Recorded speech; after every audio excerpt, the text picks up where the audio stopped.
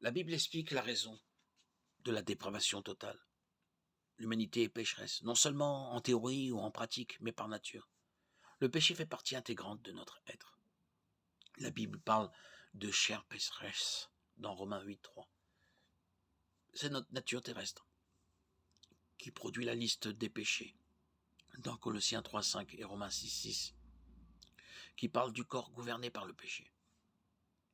L'existence de chair et de sang que nous menons sur cette terre est façonnée par notre nature pécheresse et corrompue. Et c'est biblique. Nous sommes tous égarés. Ésaïe 53.6. Paul admet que le malheur est avec moi, car je suis trop homme, esclave du péché. Car nous savons que la loi est spirituelle, mais moi je suis charnel, vendu au péché. Romains 7.14. Paul était dans sa nature pécheresse, esclave de la loi du péché.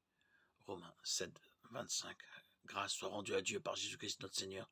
Ainsi donc, moi-même, je suis par l'entendement esclave de la loi de Dieu, et par la chair esclave de la loi du péché. Salomon est du même avis. Il n'y a sur la terre personne qui soit juste, qui pratique la justice et qui ne pêche jamais. Ecclésiaste 7.20. Certainement, il n'y a pas sur la terre d'homme juste qui fasse le bien et qui ne pêche jamais. L'apôtre Jean l'exprime peut-être le plus crûment. Si nous prétendons être sans péché, nous nous trompons nous-mêmes et la vérité n'est pas en nous. 1 Jean 1.8.